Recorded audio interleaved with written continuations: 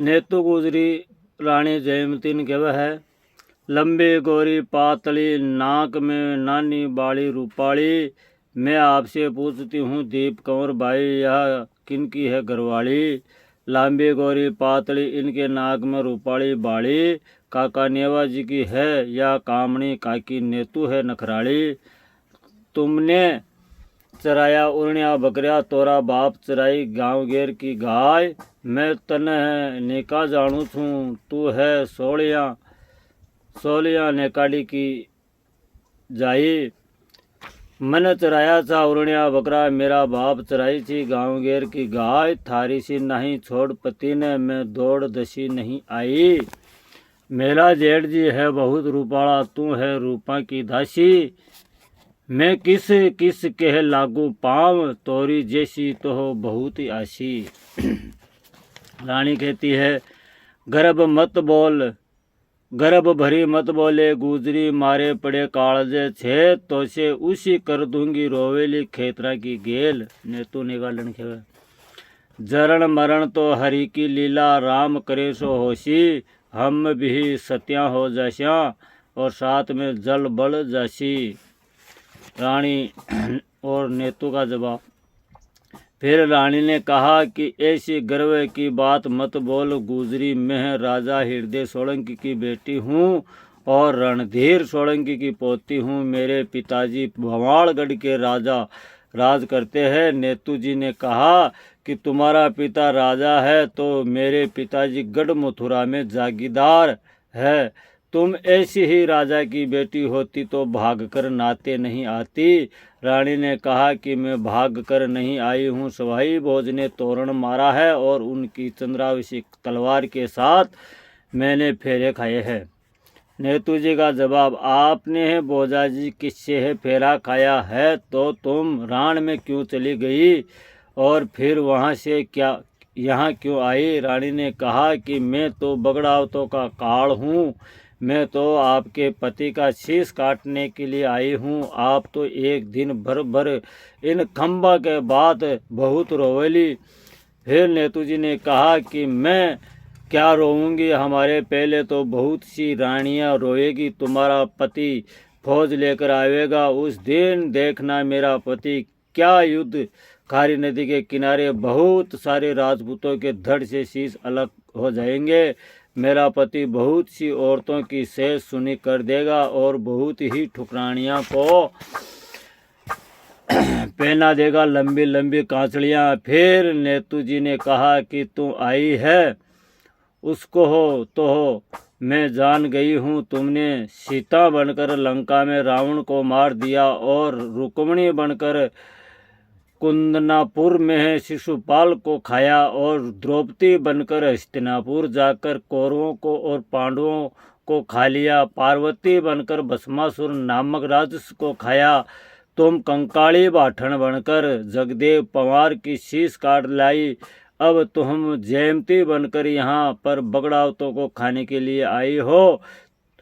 तुमको मैं पहचान गई हूँ। जब रानी का नेतु जी से मोह रानी का नेतु जी से, ब्रह्मागर ब्राह्मणी बाजी, शंकर के घर गौरा रानी, रामचंद्र के सीता बाजी, कृष्ण के घर राधा रानी, और ब्रह्मा मोया विष्णु मोया शंकर जटाधारी, और ऋषि मुनि हरिजन मोया 10 अवतारी, जुग जुग में अवतार धार के बेटा जन जन हारी।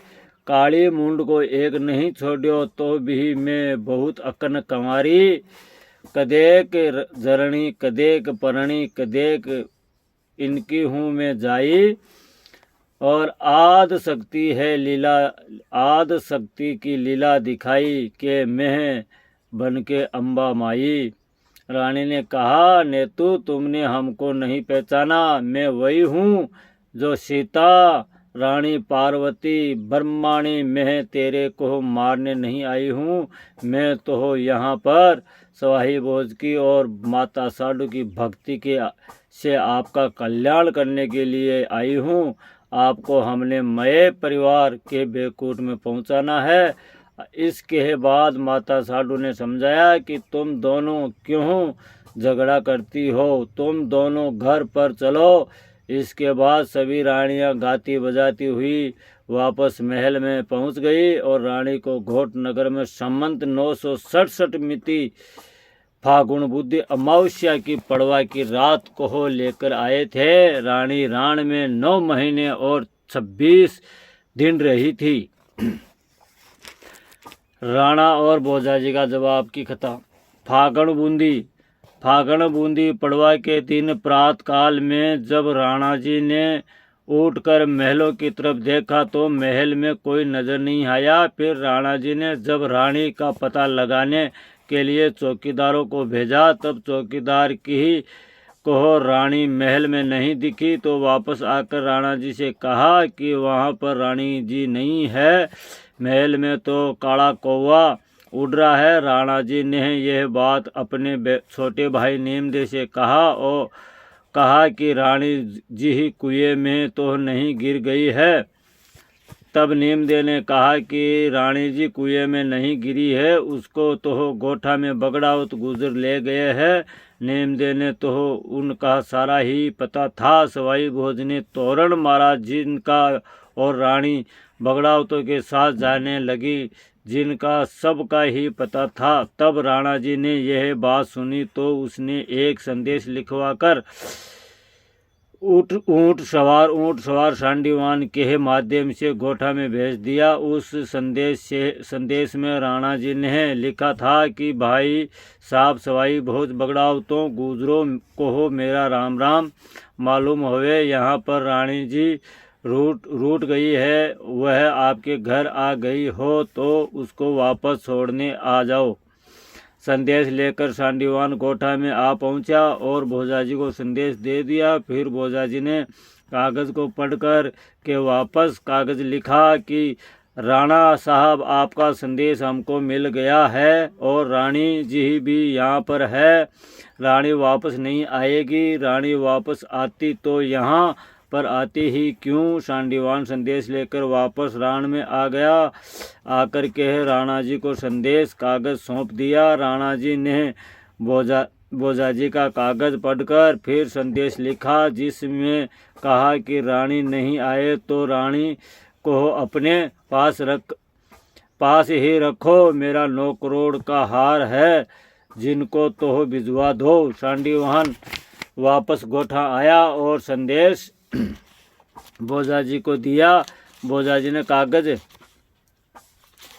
को पढ़ा और फिर लिखा जिसमें कहा है कि आप पागल हो गए हैं। जहाँ पर रानी रहेगी वहाँ पर हार रहेगा, वहाँ पर ही पूरा गहना रहेगा। हमारा ही तो गहना है, हमारी ही रानी है। तोरण मैंने मारा है, फेरे मैंने मेरे खांडे से खाए हैं। फिर रानी का आपका क्या हक है, जिसकी भुजा में शक्ति होगी उसकी ही रानी होगी। शांडिवान संदेश लेकर के राण में पहुंच गया और राणा ने कागज पढ़ा तो राणा जी के आंखें खुल गई। फिर राजा बीसलदेव को बगड़ाउत की बातचीत। अजमेर से राजा बीसलदेव घोट नगर में आया। रानी ने वापस भेज दो ऐसा वचन सुनाया। प्रश्न आया तो भली करी। राजा बीसलदेव माखा सिर पर देता आया पाँव और बातां करो पर मत लो इस रानी का नाम। उत्तर गायें भैंसे बिगड़ जाएगी, गुजरों ओ थाका लूट जाएगा घर बार। मोटा ग्रह से बेर मत करो, मैं बरज रहा हूँ बारंबार। इस रानी ने वापस भेज दो। नेवाजी मैं आपने बार बार समझावा, फिर भी थे नहीं मानो तो मैं वापस माँ के घर चले जावा। बगड़ाउत माने कोनी, राजा बार बार समझावे। फिर राजा बीसलदेव वापस अजमेर में आ जावे। राणा ने अजमेर में राजा को संदेश लिखा। शांडिवान ने अजमेर जाकर राजा बीसलदेव को कागज दिया और राजा बीसलदेव कागज पढ़कर हाथी पर बैठकर राणनगर में आए। राजा दुर्जन साल ने विष्णुदेव को सारा ही हाल सुनाया कि आपका दोस्त बगड़ावत रानी को कनक महल से उतारकर गोठा में ले गया और आप जाकर उनको समझाओ और रानी को वापस लाओ। राजा विष्णुदेव राण से गोठा में आया, आकर सारा बगड़ावतों को समझाया। रानी की बात करी तो बगड़ावत रानी के नाम से इनकार हो गए। नेवाजी ने कहा, राजा जी, आपका और हमारा पुराना विवाह है। आप हमारे सिर के सरदार है। आप तो रानी की बात ही छोड़ दो और कोई बात करो। राजा विष्णुदेव ने कहा कि मैं तो रानी के लिए ही बात करने आया हूँ और क्या करूँ। देखो, यह बड़े बेरी से झगड़ा है, इसमें आपकी विजय नहीं हो सकती। राणा जी तो नौकोटी मेवाड़ का अधिकारी है, वह आपकी गोठा को उजाड़ देगा, इसलिए आप रानी को वापस छोड़ आओ। अगर आप नहीं आओ तो मैं छोड़ आऊँ। नेवाजी ने कहा कि राजा जी, आई हुई औरत वापस नहीं जाती है। आप रानी का नाम ही मत लो। आप राणा की तरफ से क्यों बोल रहे हो?